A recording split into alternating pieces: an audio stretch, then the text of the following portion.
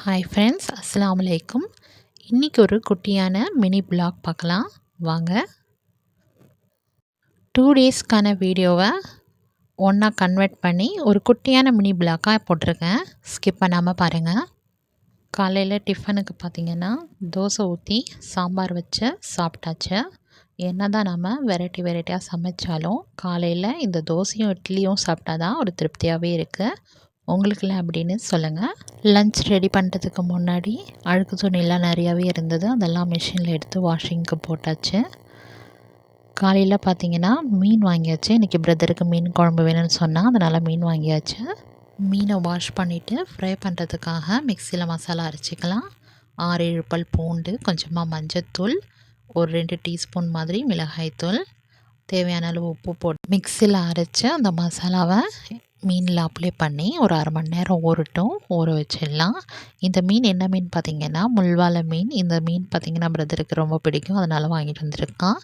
இந்த மீனுடைய டேஸ்ட்டு பார்த்திங்கன்னா அட்டகாசமாக இருக்கும். ஆனால் முள் தான் அதிகமாக இருக்கும். அதனாலேயே இந்த மீனை நான் சாப்பிட மாட்டேன். அதனால் கார மீனும் கொஞ்சமாக வாங்கிட்டு வந்திருக்கான். இந்த மசாலாவை அப்ளை பண்ணிவிட்டு ஊற வச்சுட்டு அதே மிக்ஸி ஜாரில் பார்த்திங்கன்னா மீன் குழம்பு செய்கிறதுக்காக ரெடி பண்ணிக்கலாம். ஒரு 3 வெங்காயம், பெரிய தக்காளியில் பாதி தக்காளி பார்த்திங்கன்னா அரைக்கிறதுக்காக போட்டுக்கிறேன். அரைச்சி ஒரு கப்பில் எடுத்துக்கலாம். இது கூடவே தேங்காய் ஒரு 2 சீப் மாதிரி தேங்காய் எடுத்துக்கிட்டு அதுலேயே தனியாத்தூள் 2 டீஸ்பூன் போட்டு இந்த மாதிரி நைஸாக அரைச்சி அதையும் மிக்ஸ் பண்ணிக்கலாம். லெமன் சைஸ் அளவுக்கு புளி எடுத்து நல்லா கெட்டியாக கரைச்சி அந்த புளி தண்ணியும் கரைச்சி ஊற்றிக்கலாம். 1/2 டீஸ்பூன் மாதிரி மஞ்சத்தூள், 1 டீஸ்பூன் மாதிரி மிளகாய்த்தூள் எல்லாத்தையும் சேர்த்து உப்பு சேர்த்து மிக்ஸ் பண்ணிக்கலாம். இதுலேயே தனியாத்தூளும் 1 டீஸ்பூன் சேர்த்துக்கிட்டேன். பாதி எடுத்து வச்ச தக்காளி, 3 பச்சை மிளகாய், கொத்தமல்லியை சேர்த்து கருவேப்பிலையும் சேர்த்து நல்லா மிக்ஸ் பண்ணிக்கலாம். இது கூடவே ஒரு வெங்காயம் கட் பண்ணி சேர்த்தாலும் நீங்கள் சேர்த்துக்கலாம். இந்த மாதிரி மிக்ஸ் பண்ணுறப்போ அந்த பச்சை மிளகாவுடைய டேஸ்ட்டெலாம் இறங்கி மீன் குழம்பு ரொம்ப டேஸ்ட்டாக இருக்கும். குழம்பு தாளிச்சிக்கலாம். ஒரு 3 டீஸ்பூன் எண்ணெய் ஊற்றி 6-7 பல் பூண்டு இடித்து சேர்த்தாலும் சேர்த்துக்கோங்க. நான் கட் பண்ணி சேர்த்துருக்கேன். வெங்காயம் 1, ஒரு 1/2 டீஸ்பூன் மாதிரி கடுகு, ஜீரகம், வெந்தயம் எல்லாம் சேர்த்து 1 டீஸ்பூன் அதையும் சேர்த்துட்டு கருவேப்பிலை சேர்த்துக்கலாம். வெண்டைக்காய் சேர்த்து எண்ணெயிலே கொஞ்சம் நேரத்துக்கு வதக்கிட்டு மிக்ஸ் பண்ணி வச்ச குழம்ப சேர்த்துக்கலாம். தேவையான அளவு அது கூடவே தண்ணியை மிக்ஸ் பண்ணிவிட்டு ஒரு கொதி வந்ததும் மீனை ஆட் பண்ணிக்கலாம். மீன் குழம்பு தாளிக்கிறதுக்கு பார்த்திங்கன்னா வடகம் இருந்தால் இன்னொன்று மீன் குழம்பு டேஸ்ட்டாக இருக்கும். நல்லெண்ணெயில் வடகத்தை சேர்த்து வதக்கி நம்ம மீன் குழம்பு வச்சா இன்னும் டேஸ்ட்டாகவே இருக்கும். ஒரு 5 மினிட்ஸ் கழித்து பார்த்திங்கன்னா நல்லா மீன் குழம்பு கொதித்து வந்துருச்சு. இந்த டைமில் ஒரு 2 மாங்காய் துண்டை ஆட் பண்ணிக்கலாம்.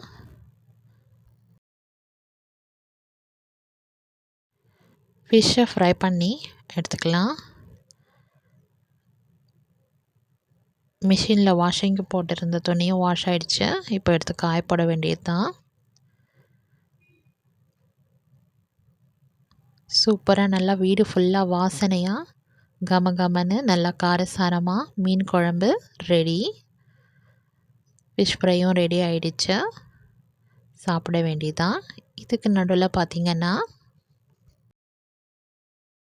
ஆன்லைனில் பிராஞ்சூல் பிராண்டில் காட்டன் ட்ரெஸ் ஒன்று ஆர்டர் பண்ணியிருந்தேன். இந்த பார்சலும் வந்திருந்தது.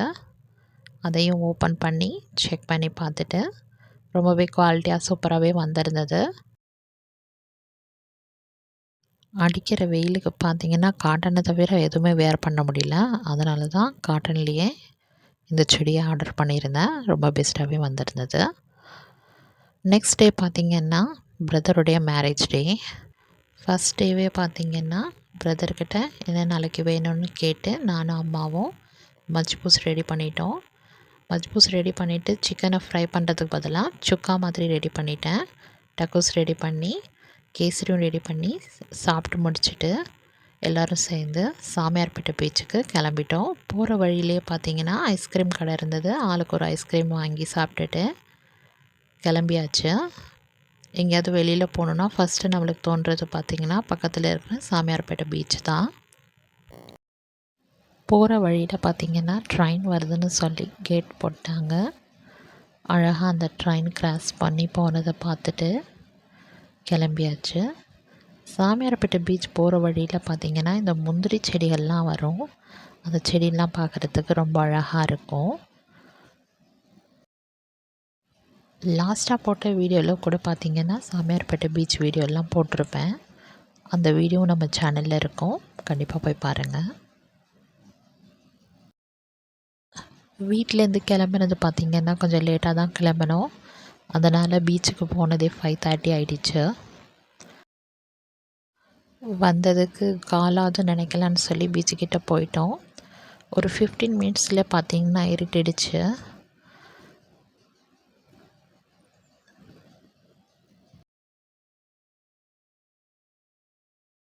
எந்த ஊருக்கு போய் எந்த பீச்சுக்கு போனாலும் நம்ம சாமியார்பேட்டை பீச்சு பார்த்திங்கன்னா தனி அழகு தான். அங்கே ஒட்டகம்லாம் நின்றுட்டு இருந்தது, ரொம்ப அழகாக இருந்தது.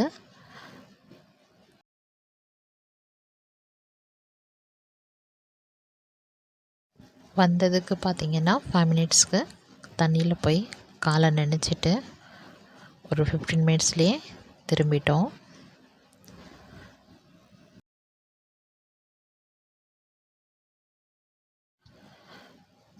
கொஞ்ச நேரத்துலேயே டக்குன்னு இருட்டிடுச்சு. அப்புறம் ஃபோன் லைட் வச்சு கடைக்கிட்ட போய் ஆளுக்கு என்ன ஸ்நாக்ஸ் வேணுமோ வாங்கி சாப்பிட்டோம். இந்த டைம் பார்த்திங்கன்னா ப்ரௌனி ஷாப்பும் இருந்தது, ப்ரௌனி ஐஸ்கிரீம் இருந்தது.